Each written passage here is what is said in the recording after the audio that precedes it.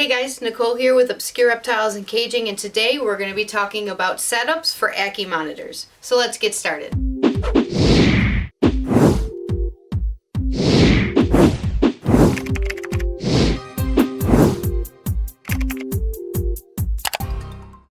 Hey guys, so I've done a couple different videos involving Ackie monitors. I'll link them down below, but we did one for a hatchling care guide, we did one for breeding, and we did an update actually showing you guys some of them hatching, stuff like that. This one's going to be showing you cage setups.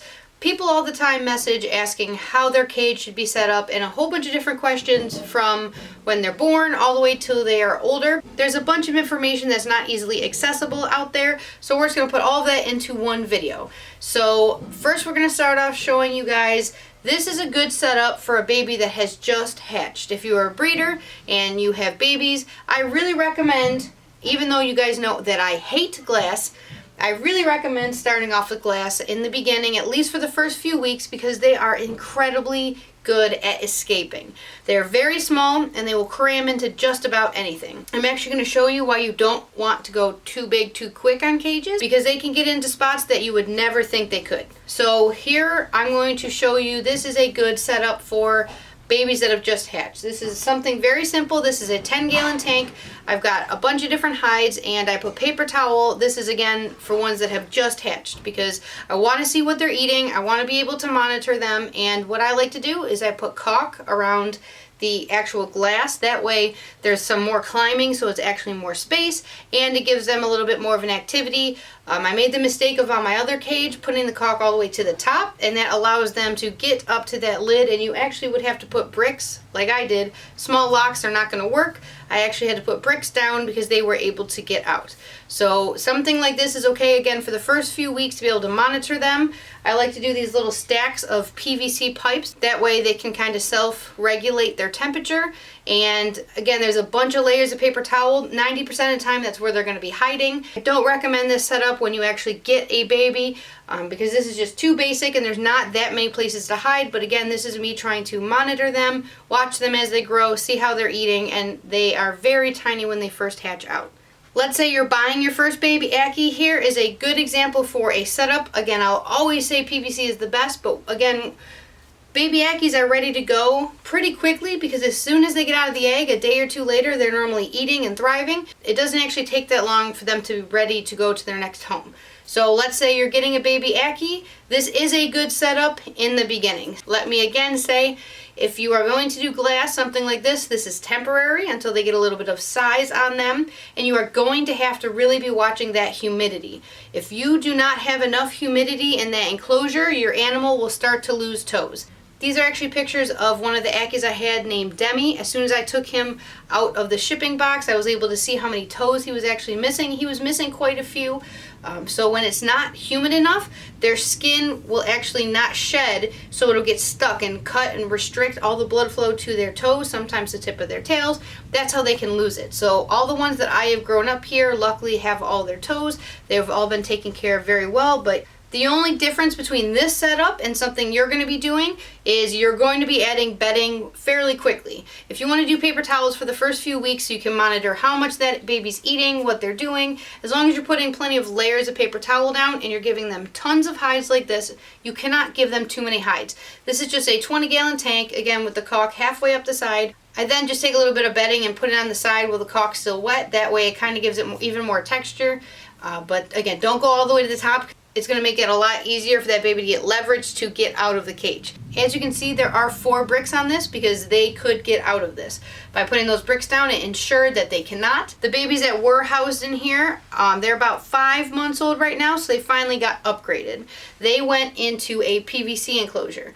If you can get a PVC enclosure and you are sure it is escape proof for something that is very tiny and can get out of anything, then go ahead and do it. But for me, everything I've tried, they've been able to escape from, especially when they're front opening doors as babies. This again is about a 5-month-old baby, but as you can see, they've actually slid in between the substrate barrier and the glass window of this PVC enclosure, which is exactly why I didn't want to put these guys in until they were at least this size. If if they are any smaller and this glass actually isn't closed all the way, they'll be able to get completely out. And depending on where you get your actual cages, this is the only PVC cage that I have that I didn't actually build.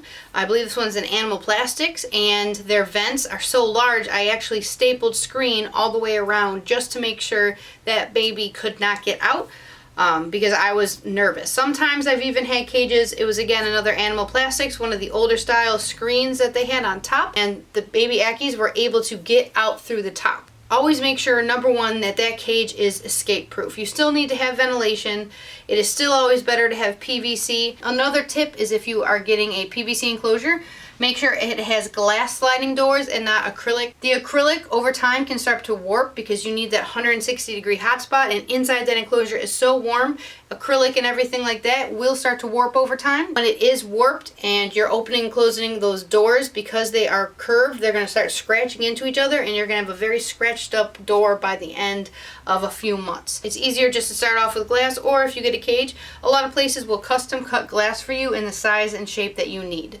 Now, upgrading to, this is the smallest size that you're going to want if you have one Ackie. These ones are about 5 months old that are fitting in this. This is a 4 by 2 by 16 inches tall. It has the dome light on the outside. We've got a full tube UVB, and we've got a ton of cork bark. We've got a ton of hides. I've actually taken some snake hides and buried them under the substrate. That way they can also kind of dig and be under, and I know that none of the dirt is collapsing, and it makes it a lot easier to keep that humidity correct. These guys need a 50-50 dirt to sand, sometimes more dirt than sand. You just kind of have to get a feel for it and what you like to use. I probably use like 60 to 70% dirt, and the rest is sand. Make sure it's play sand, and make sure it is non-toxic dirt, no fertilizer, nothing in it, just plain old regular dirt. As they grow, their prey size is going to change as well. I try to feed them crickets very often. It gets them running around. It's really good food and protein for them. On top of that, crickets actually have eggs and have babies in dirt and sand mixture.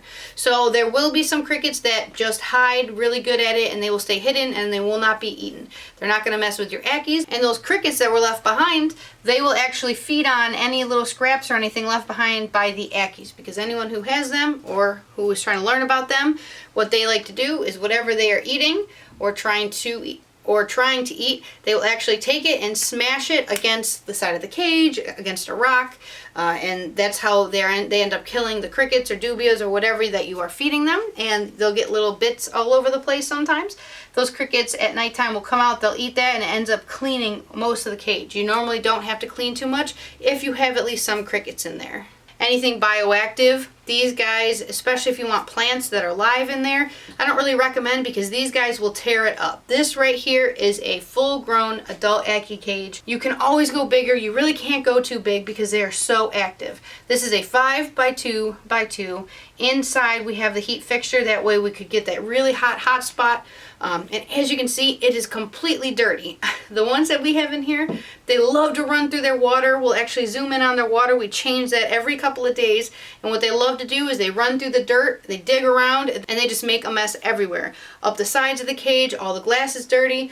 But then I can show you like this one right here. This is dirt for whatever reason. She's a little princess. She doesn't do anything dirty. She doesn't run through her water dish. It's almost completely clean. But every Ackie has their own thing that they like to do. So make sure that your cage is set up for that animal. We have lay boxes in here. If you have pairs or you have groups, make sure you have a good place for them to lay their eggs. Make sure your cage is fully sealed, because you are going to be putting water in there quite often to make sure their humidity is proper.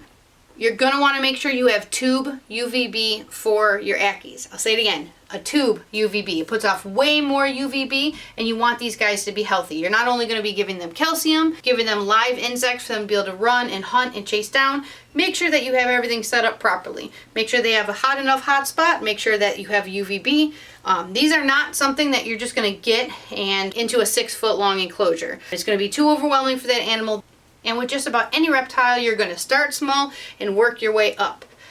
If you only want one and just as a pet, just know that in the back of your mind that you're at least going to need something for that baby to get some size to then go to its bigger enclosure. These are still a species of monitor. These are pretty much full-grown reds right here. You do need a lot less space compared to like a black throat monitor, water monitor, anything like that. They still need a lot of room to move around, and they're still going to need a lot of places to hide. This is another cage that we have.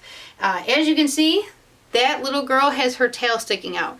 If she sees me in this room, even though I've had her for 1.5 years now, she will run and hide in that exact tube, and she wants nothing to do with me. She feels comfortable in that tube, so I do not move it. I do not mess with it. When I do clean everything, I make sure to put that right back because she feels comfortable. I don't want to make her feel not comfortable. I do have tons more hides all over the place for her, but that is what she likes, so I do not mess with it.